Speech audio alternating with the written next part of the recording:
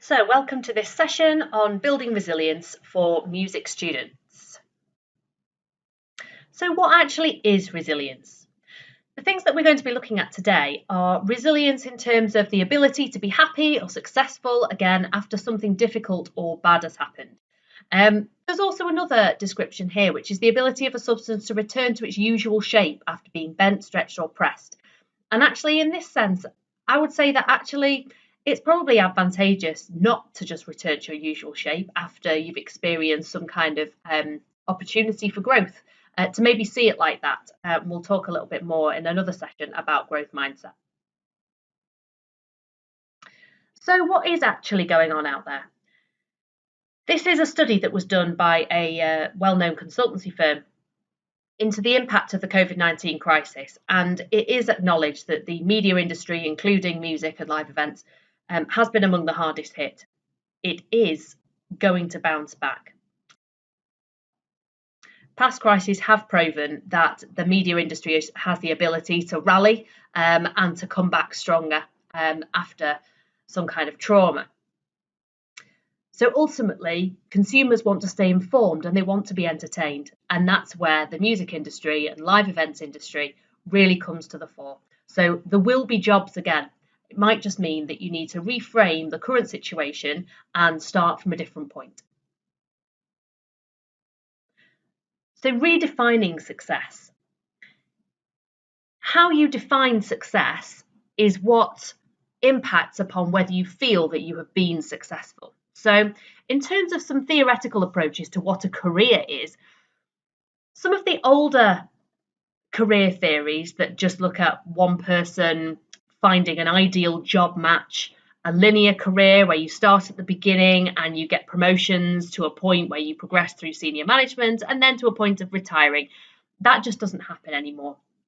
Theoretical approaches such as planned happenstance and the chaos theory of careers are much more in line with what real careers are like now, and they're much more squiggly. In fact, there's a book about that. It's much more likely for people who are graduating now into experience a number of career changes, definitely job changes during their career. Very often portfolio careers where you have several jobs at the same time potentially, working on more of a freelance project basis. That's much more normal now. In the squiggly career, the book that I mentioned, they quote that an average working life is 90,000 hours.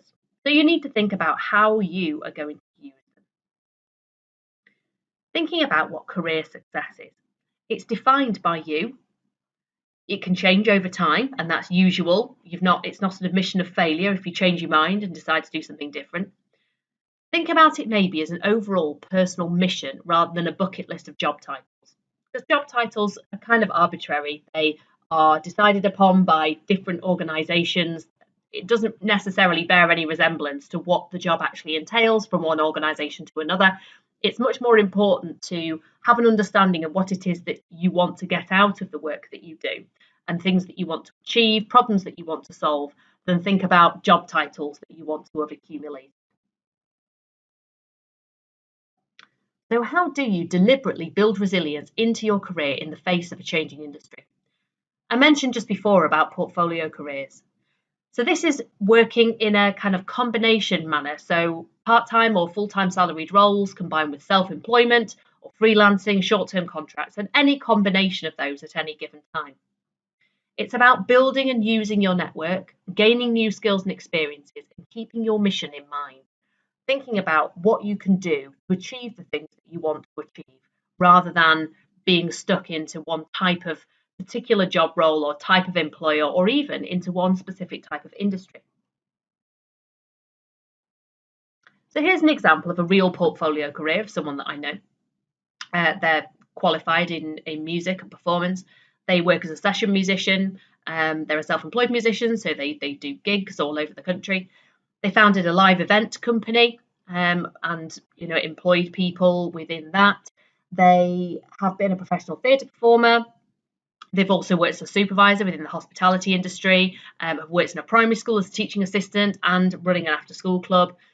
They've been a music teacher, a visiting music teacher into different schools around the borough where they live, And there's also topped up there earnings with a body shop rep role.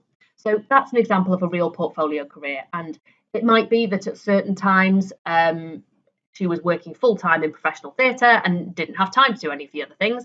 At other times, she was working maybe 2 days a week as a primary school teaching assistant and had time to work in hospitality at the same time and also did music gigs on a weekend. So it really does fluctuate, but having a variety of skills and qualifications to your portfolio really helps you to be able to be agile and resilient. So employers set out the type of employability skills and skills and attributes that they want their employees to have. Music students, by the nature of your degree and the way that you work, can experiment, you can collaborate, think creatively, be focused and dedicated, and be a divergent and critical thinker, along with most other creatives. These make you the most crucial thing of all in the post-COVID world, and that's agile. Being able to turn your hand to different things, as we saw in the previous example of a portfolio career, is absolutely vital because companies have had to learn to be very agile, to change the way that they do things in order to respond to changes in the world. So that's something that's not necessarily going to go away, and that's going to be valued. So you have skills that employers want. There might be some areas where you could be lacking. So sometimes students who are coming out of a music degree or another creative degree might be lacking in digital skills, more varied experience, networking skills, and commercial awareness. So in terms of how you can address these for digital skills, you could do virtual internship. There are links to those on the Career Service website. You might try out some of the features of Zoom or Teams or social media platforms, try out live streaming or something like that. To get more varied experience, you could join societies, take on leadership roles within them, volunteer, get some work experience, do an internship maybe over the summer. You can find opportunities for all those things on Career Connect. Networking is really important. So looking at the Get LinkedIn series, which you'll find on the Career Service YouTube channel, joining Media Club, making the most of every opportunity you have to meet employers or people who are working within the industry is going to be really beneficial to you. In terms of commercial awareness, so that's about understanding the business of whichever industry. So if you are looking to go into the music industry, it's about joining Media Club, which is our Facebook group, conducting industry research, going to industry events, connecting with industry professionals on LinkedIn, and finding out more about developments that are happening and how the actual business works. That can be a really good way of giving yourself the edge in an interview. So we know that not everybody has the same experience of accessing our career support or recruitment processes, and there might be circumstances that mean that you've experienced discrimination or a disadvantage at some point.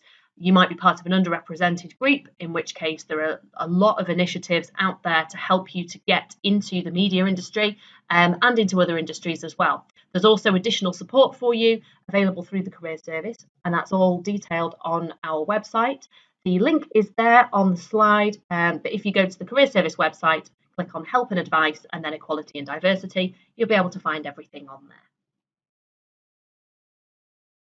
So just to conclude, rather than worrying about the job titles that you're going to be searching for, think really carefully about what success means to you, because it is defined by you. And if you follow our Career Service principles of being curious, be connected, be courageous, get involved in things, build your portfolio career, and be open to different opportunities. Remember, you can book an appointment with a careers consultant if you want to chat this through one-to-one. You can do that through Career Connect.